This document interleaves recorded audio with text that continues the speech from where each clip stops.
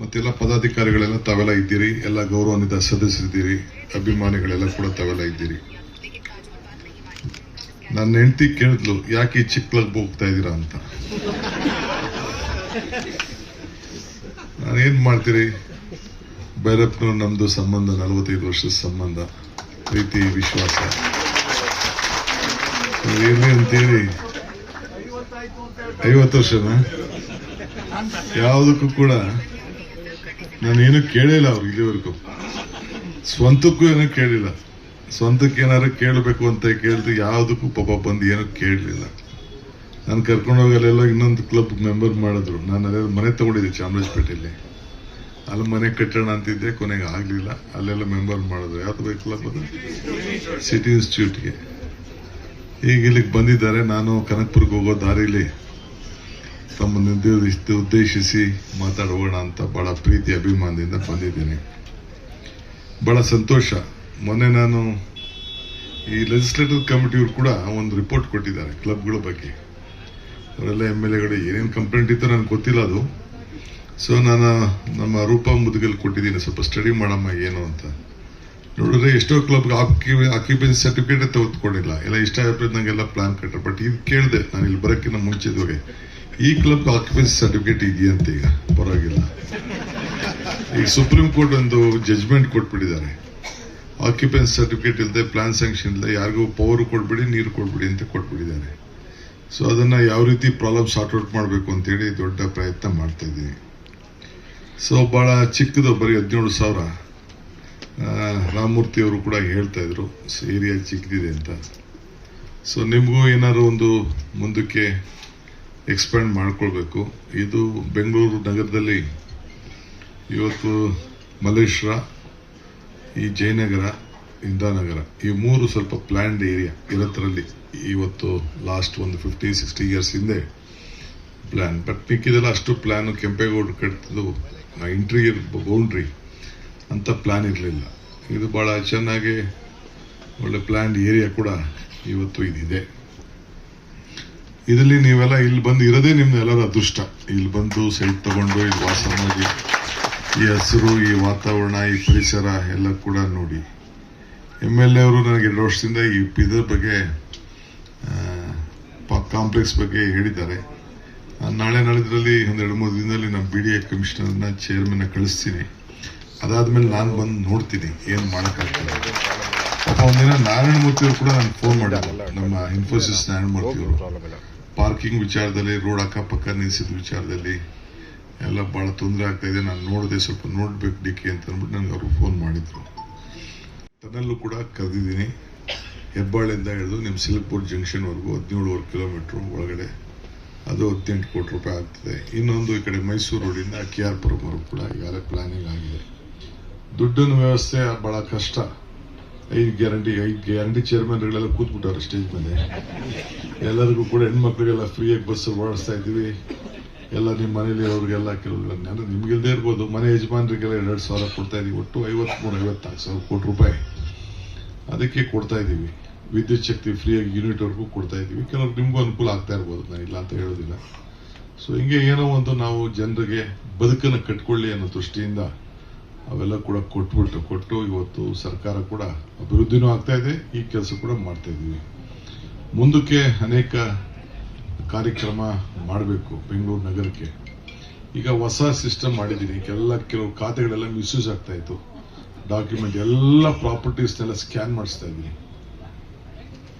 ಸ್ವಲ್ಪ ಇರಪ್ಪ. ಪ್ರಾಪರ್ಟಿಗಳೆಲ್ಲ ಸ್ಕ್ಯಾನ್ ಮಾಡಿಸ್ತಾ ಇದ್ದೀನಿ. ಸ್ಕ್ಯಾನ್ ಮಾಡಿಸ್ಬಿಟ್ಟು ಕಂಪ್ಯೂಟರೈಸ್ ಮಾಡಿಸ್ತಾ ಇದ್ದೀನಿ. ಮಾಡೋ ಎಲ್ಲರಿಗೂ ಕೂಡ ಈ ಖಾತೆ ಕೊಡಿಸ್ಬೇಕು ಅಂತ. ಯಾಕೆಂದ್ರೆ ಆ ಮನೆ ಬಿಲ್ಡಿಂಗ್ ಫೋಟೋ ಪ್ಲಸ್ ಅವ್ರ ಫೋಟೋ, ಕುಟುಂಬದವ್ರ ಫೋಟೋ ಇಟ್ಟು ನೀವೇ ಲಾಗ್ ಆನ್ ಮಾಡಿಕೊಟ್ಟು ನೀವೇ ನಿಮ್ಮ ಆಸ್ತಿಗಳನ್ನ ನೀವು ನೋಡ್ಕೊಳ್ಬೇಕು. ಹಿಂದೆ ಕೃಷ್ಣ ಅವ್ರ ಕಾಲದಲ್ಲಿ ಪಾಣಿಗಳಿಗೆ ಭೂಮಿ ಅಂತ ಒಂದು ಕಾರ್ಯಕ್ರಮ ಇಟ್ಟಿದ್ರು. ಹಂಗೆ ನೀವು ಕೂಡ ನಿಮ್ಮ ಆಸ್ತಿಗಳಿಗೆಲ್ಲ ಸ್ಕ್ಯಾನ್ಗಳು ಮಾಡಿಕೊಂಡು ಈ ಖಾತಾ ತಾವು ಮಾಡ್ಕೊಳ್ಬೇಕು. ಯಾಕೆಂದ್ರೆ ಗೊತ್ತಿರಲ್ಲ ನಿಮ್ಮ ಹೆಸರೆಲ್ಲ ಎಲ್ಲಾಗಿರ್ತದೋ ಏನು, ಪಾರ್ಟಿ ಡಿವಿಷನ್ಸ್, ಫ್ಯಾಮಿಲಿ ಡಿವಿಷನ್ಸ್ ಎಲ್ಲ ದೊಡ್ಡ ಸಮಸ್ಯೆಗಳೆಲ್ಲ ಬಂದ್ಬಿಡ್ತದೆ.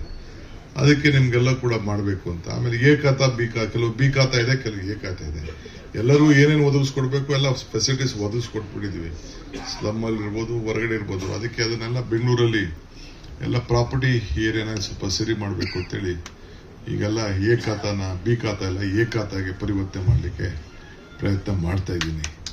ಇವೆಲ್ಲ ಕೂಡ ದೊಡ್ಡ ಮೆಜರ್ಸ್. ಈಗ ನನ್ನ ಚಿಂತನೆ ನೋಡ್ಬಿಟ್ಟು ನಾನು ಈ ಖಾತಾ ಎ ಖಾತಾ ಬಿ ಖಾತಾ ನೋಡಿ ಸೆಂಟ್ರಲ್ ಗೌರ್ಮೆಂಟ್ ಕೂಡ ಇಡೀ ದೇಶಕ್ಕೆ ನೀವೊಂದು ಮಾದರಿಯಾದಂಥ ಕೆಲಸ ಮಾಡ್ತಾ ಇದೀವಿ ಅಂತ ಅವರು ಕೂಡ ಸರ್ಟಿಫಿಕೇಟ್ ಅನ್ನು ಕೂಡ ಕೊಟ್ಟಿದ್ದಾರೆ. ನಾನು ರಾಜಕಾರಣಕ್ಕೋಸ್ಕರ ಮಾಡ್ತಾ ಇಲ್ಲ ಇದನ್ನು, ಬಟ್ ನಾವು ಕೂಡ ಏನಾರು ಒಂದು ಬಿಟ್ಟು ಹೋಗ್ಬೇಕಲ್ಲ. ಈಗ ಭೈರಪ್ಪನವ್ರ ಕಾಲದಲ್ಲಿ ಇದೇನೋ ಇದು ಶಟ್ಲ ಆಯ್ತು, ಇದನ್ನ ಜಿಮ್ ಬಂತು, ಇದನ್ನ ಬಂತು ಅಂತ ಹೇಳ್ದಂಗೆ ನನ್ನ ಕಾಲದಲ್ಲೂ ಏನಾರು ಒಂದು ಆಯ್ತು ಅಂತ ಆಗ್ಬೇಕಲ್ಲ ಬೆಂಗಳೂರು ನಗರಕ್ಕೆ. ಹಂಗೆ ಏನಾರು ಒಂದು ಮಾಡಬೇಕು ಅಂತ ಹೇಳಿ, ಯಾಕೆಂದ್ರೆ ಅವಕಾಶ ಸಿಕ್ಕಿದಾಗ ನಾವು ಮಾಡಬೇಕು ಅಂತ. ನೀವು ಎಲ್ಲ ಕೂಡ ನನ್ನ ಮೇಲೆ ವಿಶ್ವಾಸ ಇಟ್ಕೊಂಡಿದ್ದೀರಿ. ಇವತ್ತೆಲ್ಲ ನಾನು ಬರ್ತಾ ಇದ್ದೀನಿ ಅಂತ ಇಷ್ಟು ಜನ ಬಂದಿದ್ದೀರಿ ಅಂತಂದ್ರೆ ಮರಕ್ಕೆ ಬೇರೆ ಎಷ್ಟು ಮುಖ್ಯ, ನಮ್ಮ ಮನುಷ್ಯನಿಗೆ ನಂಬಿಕೆ ಕೂಡ ಅಷ್ಟು ಮುಖ್ಯ. ಹಂಗೆ ನಿಮಗೂ ಕೂಡ ಈಗ ಶಿವಕುಮಾರ್ ಏನಾರು ಒಂದು ಮಾಡ್ತಾನೆ ಅಂತೇಳಿ ನಿಮಗೂ ಕೂಡ ಒಂದು ನಂಬಿಕೆ ಇದೆ. ನಿಮ್ಮ ಪ್ರೀತಿ ವಿಶ್ವಾಸ ಇರಲಿ. ಇಲ್ಲಿ 100 ಜನ ರಾಮಮೂರ್ತಿ ತಯಾರು ಮಾಡ್ಬೋದು, ಬಟ್ ಡಿ ಕೆ ಶಿವಕುಮಾರ್ ತಯಾರು ಮಾಡೋದು ಬಹಳ ಕಷ್ಟ ಆಗುತ್ತೆ. ಹಂಗೆ ನೀವು ನಮ್ಮನ್ನ ಉಳಿಸ್ಕೊಳ್ಬೇಕು. ಮರಕ್ಕೆ ಬೇರೆ ಇಲ್ಲ ಅಂದ್ರೆ ಮನುಷ್ಯನಿಗೆ ನಂಬಿಕೆನೇ ಇರುವುದಿಲ್ಲ. ಮರಕ್ಕೆ ಬೇರೆ ಮುಖ್ಯನೇ ಎಷ್ಟು, ಹಂಗೆ ಮನುಷ್ಯನಿಗೆ ನಂಬಿಕೆ ಕೂಡ ಹಂಗೆ ಮುಖ್ಯ. ಹಂಗೆ ನಾವೆಲ್ಲ ಅಧಿಕಾರದಲ್ಲಿ ಇದ್ದಾಗ ತಾನೇ ಇವೆಲ್ಲ ಮಾಡ್ಲಿಕ್ಕೆ ಸಾಧ್ಯ. ಅಧಿಕಾರ ಇಲ್ಲದವ್ರು ಏನ್ ಮಾಡ್ಲಿಕ್ಕೆ ಸಾಧ್ಯ? ಪಾಪ ಹಿಂದೆ ಏನು ಮಾಡೋಕ್ಕಾಗಿಲ್ಲ. ಇಲ್ಲೊಬ್ರು ಪಾಪ MP ಇದ್ದಾರೆ, ನಾನು ಹೆಸರಕ್ಕೆ ಹೋಗಲ್ಲ. ಈ ಟನಲ್ ಮಾಡಿದ್ರೆ ದುಡ್ಡು ಹೊಡಿಕೆ ಅಂತ ಕೊಟ್ಬಿಟ್ರು ಸರ್ಟಿಫಿಕೇಟ್. ನೀನ್ ಯಾಕಪ್ಪ ಮಾಡೋಕ್ಕಾಗ್ಲಿಲ್ಲ? ನಿನ್ಗೆ ಅವಕಾಶ ಇತ್ತಲ್ಲ, ಏನಾರು ಮಾಡ್ಬೋದಾಯ್ತಲ್ಲ. ಏನು ಮಾಡೋಕ್ಕಾಗಿಲ್ಲ. ನಿನ್ಗೂ ಟೈಮ್ ಇತ್ತು, ನಿನ್ಗೂ ಅಧಿಕಾರ ಇತ್ತು, ನಿಮ್ಮ ಪಾರ್ಟಿಯವ್ರಿಗೂ ಅಧಿಕಾರ ಇತ್ತು. ಯಾವ್ದಾರು ಒಂದು ಪಿಲ್ಲರ್ ಹಾಕಿರ್ಬೇಕಲ್ಲ, ಒಂದು ಫೌಂಡೇಶನ್, ಒಂದು ಸಣ್ಣದಕಾರ ಏನಾರು ಹಾಕಿರ್ಬೇಕಲ್ಲ. ಏನು ಹಾಕ್ಲಿಲ್ಲ. ಅವಕಾಶ ಮಾಡಿದಾಗ ಟೀಕೆಗಳು ಮಾಡ್ತಾ ಇರ್ತಾರೆ. ಬಟ್ ನಾನು ಹೇಳಿದ್ದೀನಿ ಅದಕ್ಕೆ, ಟೀಕೆಗಳು ಸಾಯ್ತವೆ, ಕೆಲಸಗಳು ಉಳಿತವೆ ಅಷ್ಟೇ. ಹೀಗೆ ಮಾಡೋರೆಲ್ಲ ಮಾಡ್ತಾ ಇರ್ತಾರೆ, ಮಾಡಲಿಲ್ಲ.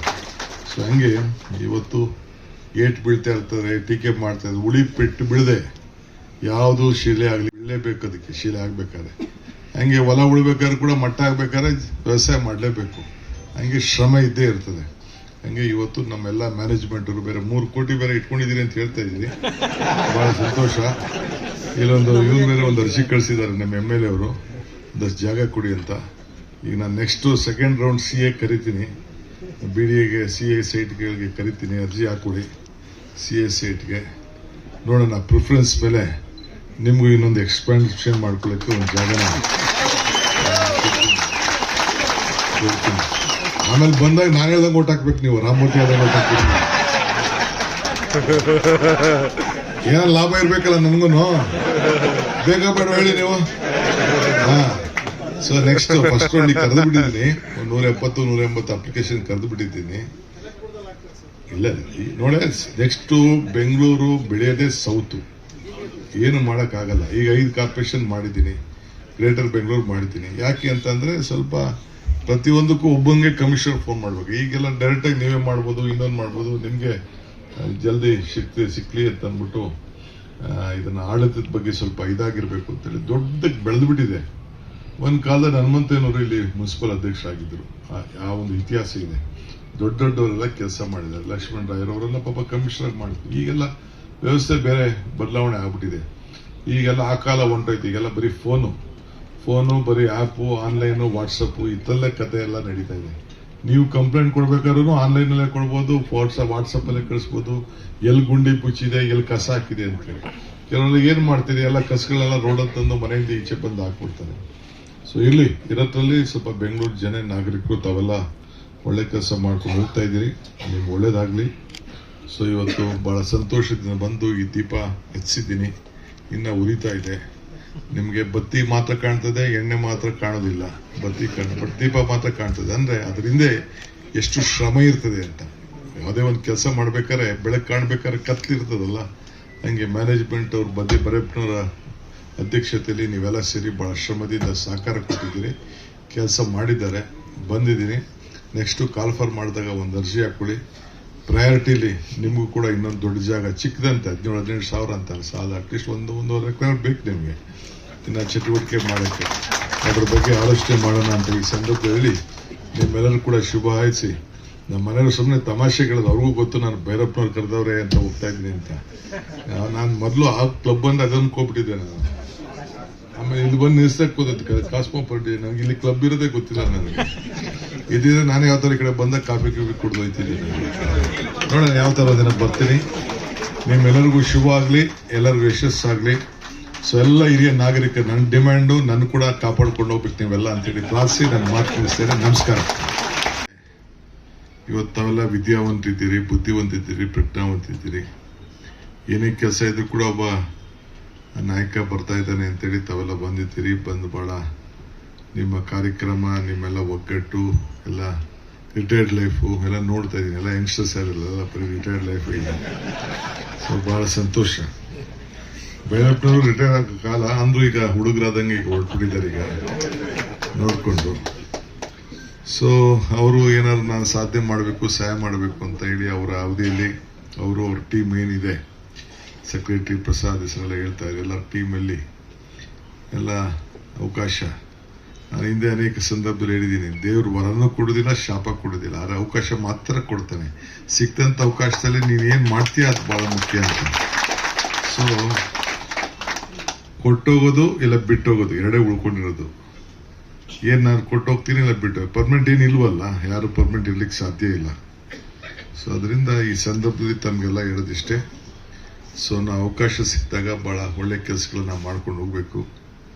ಇವತ್ತು ಬೆಂಗಳೂರು ನಗರ, ನಾನು ಚಿಕ್ಕ ವಯಸ್ಸಿನಲ್ಲೇ ವಿದ್ಯಾರ್ಥಿಗೋಸ್ಕರ ಎಜುಕೇಷನ್ಗೋಸ್ಕರ ಹಳ್ಳಿ ಬಿಟ್ಟು ಬೆಂಗಳೂರು ಬಂದು ನಾನು ಕನಕಪುರದಿಂದ ಬೆಂಗಳೂರು ಪರಿಸ್ಥಿತಿ ಅರ್ತಿದ್ದೇನೆ.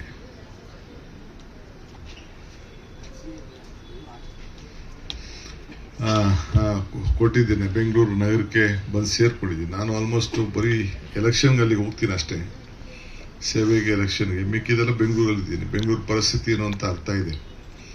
ಇವತ್ತು ಪಾಪ್ಯುಲೇಷನ್ 1,40,00,000 ಇದೆ. ಹೊರಗಡೆಯಿಂದ ಪ್ರತಿ ದಿನ 70 ಲಕ್ಷ ಜನ ಹೊರಗಡೆಯಿಂದ ಬೆಂಗಳೂರು ಬರ್ತಾ ಇದ್ದಾರೆ. ವಾಹನಗಳು 1,10,00,000 ವಾಹನಗಳಿದೆ. ಅದೇ ರೋಡ್ ಹೊಡೆದಾಕಕ್ಕಾಗಲ್ಲ. ಈಗ ರಾಮಮೂರ್ತಿ ಹೇಳ್ತಿದ್ರು ಕಾಂಪ್ಲೆಕ್ಸ್ ಬೆಲೆ 1 ಕೋಟಿ ಅಂತ ಹೇಳ್ತಾ ಇದ್ರು. 1 ಲಕ್ಷ ಆಗ್ಬಿಟ್ಟಿದೆ ಸ್ಕ್ವೇರ್ ಫೀಟು, ಸುತ್ತಮುತ್ತಲು ಅಂತ ಹೇಳ್ತಾ ಇದ್ರು. ನಾವೆಲ್ಲಿ ರೋಡ್ ಹೊಡಿಯೋಕ್ಕಾಗ್ತದೆ?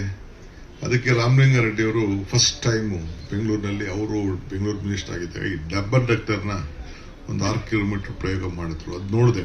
ಮೊನ್ನೆ ಪ್ರೈಮ್ ಮಿನಿಸ್ಟರ್ಗೂ ಕೂಡ ಈ ರಾಗಿಗುಡ್ಡ ಸಂದರ್ಭದಲ್ಲಿ ಬಂದಾಗ ಮೆಟ್ರೋಗೆ ನಾನು ಎಕ್ಸ್ಪ್ಲೈನ್ ಮಾಡಿ ತೋರಿಸ್ದೆ. ಅವರು ಖುಷಿ ಪಟ್ಟರು. ಇಲ್ಲಿ ಇದರಲ್ಲೂ ಕೂಡ ನಾನು ಹೋಗಿ ನೋಡ್ಕೊಂಡು ಬಂದೆ, ನಾಗ್ಪುರದಲ್ಲಿ ಹೋಗಿ ನೋಡ್ಕೊಂಡು ಬಂದೆ. ಅಲ್ಲೂ ಇದೊಂದು ಟ್ರಯಲ್ ಮಾಡಿದ್ದಾರೆ.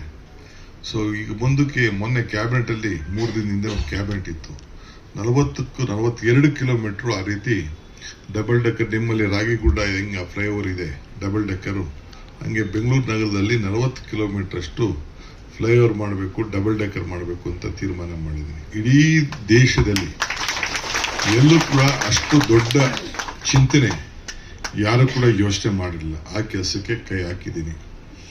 ಹೆಚ್ಚಿನ ವಿಡಿಯೋಗಳಿಗೆ ಪ್ರತಿಧ್ವನಿ ಯೂಟ್ಯೂಬ್ ಚಾನೆಲ್ ಸಬ್ಸ್ಕ್ರೈಬ್ ಮಾಡಿ, ಬೆಲ್ ಐಕಾನ್ ಕ್ಲಿಕ್ ಮಾಡಿ.